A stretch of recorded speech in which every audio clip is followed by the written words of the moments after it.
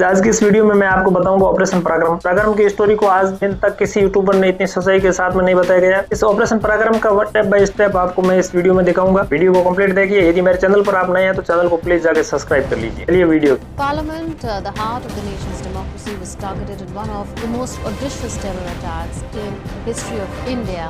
The firing lasted for over 30 minutes, in which all 5 terrorists were killed, along with 8 security personnel, including Delhi police officers, personnel of the Central Reserve Police Force, and a gardener. The police said the attack was a joint operation carried out by two Pakistani-based terrorist groups, Lashkar-e-Toiba and Jaish-e-Mohammed. India demanded that Pakistan stop the activities of terror outfits, Lashkar-e-Toiba and Jaish-e-Mohammed organizations. It subsequently led to Operation Parakram, an 11th month-long border standoff between India and guys video शुरू करते हैं। 13 दिसंबर 2001 के दिन एक सफेद ambassador car तेज रफ्तार से parliament के गेट नंबर 12 पर आकर खड़ी होती है। कार के ऊपर लाल बत्ती लगी हुई थी। कार के अगले शीशे के ऊपर भारत सरकार का एक फर्जी स्टिकर छपा। कार के अंदर फर्जी पास भी पड़े थे। अभी गेट पर खड़े एक सिक्योरिटी गार्ड ने पास चेक करने के लिए एम्बेसडर कार को हाथ से इशारा देते हैं। जैसे इशारा करते हैं तो कार पास में आकर रुकी है और थोड़ा सा शीशा नीचे करके पास देखा देते हैं। हालांकि वो पास भी फर्जी था। के बाद में गेट खुलता है और फिर तेज रफ्तार से एम्बेसडर कार अंदर घुस जाती है और गेट नंबर 1 की तरफ बढ़ने लगती है। इसी दौरान सीआरपीएफ की महिला कांस्टेबल कमलेश कुमारी यादव को सफेद एम्बेसडर कार की कुछ मूवमेंट पर शक होता है। फिर कमलेश कुमारी ने इस गाड़ी की तरफ दौड़ती है और अपने हैंड्स को खोलकर इस गाड़ी को रोकने की कोशिश करती है। अभी कंफ्यूजन के अंदर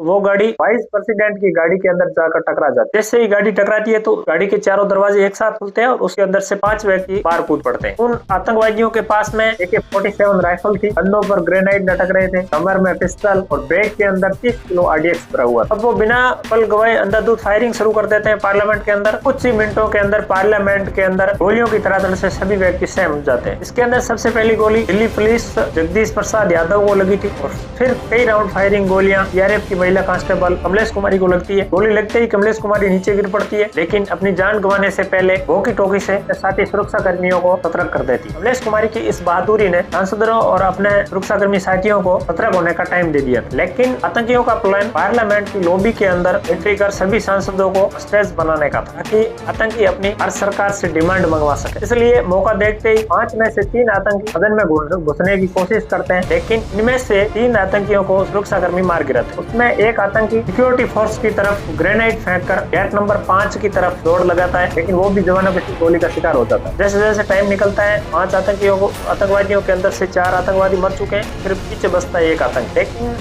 संसद के ऊपर हमला करने वाला आखिरी आतंकवादी बचा हुआ था। अब उस आखिरी आतंकवादी को भी पता चल चुका था कि यहाँ से सही सलामत निकलना बहुत मुश्किल है। अब पार्लियामेंट के अंदर जाने के सभी रास्ते बंद है। अब वो गुस्से के अंदर पार्लियामेंट के गेट नंबर 1 की ओर जाता है कि वहाँ ज्यादा से ज्यादा नुकसान हो, इसलिए शरीर पर लगे हुए बॉम्ब को खुद से ही उड़ा लेता है। अब चारों ओर ही धुआं और बारूद की गंध फैल जाती है। जवानों और आतंकवादियों के बीच में शुरू हुआ ये एनकाउंटर करीबन 45 मिनट चला था और जब वो धुआं घटा तो 5 आतंकवादी मर चुके थे। लेकिन इसकी कीमत भी भारी थी। इस पूरे हमले के अंदर दिल्ली पुलिस के 5 जवान, सीआरपीएफ की बहादुर महिला कांस्टेबल कमलेश कुमार यादव, राज्यसभा के 2 कर्मचारी और एक माली और एक मीडिया कर्मी भी अपनी जान गंवा चुके। सबसे खौफनाक सच्चाई तो ये थी कि इस सारे हमले के पीछे कोई और नहीं बल्कि पाकिस्तान इंटेलिजेंस एजेंसी ISI का सीधा हाथ। ISI ने अंजाम देने के लिए लश्कर-ए-तैयबा और जैश-ए-मोहम्मद के पाकिस्तान बेस्ट टेररिस्ट का सहारा लिया। इस हमले के ठीक पहले अब बात करते हैं जुलाई 2001। जुलाई 2001 के अंदर अटल बिहारी वाजपेयी और पाक प्राइम मिनिस्टर परवेज मुशर्रफ के बीच आगरा समिट हुआ था। लेकिन मुशर्रफ ने कॉन्फ्रेंस में ये भी बताया था कि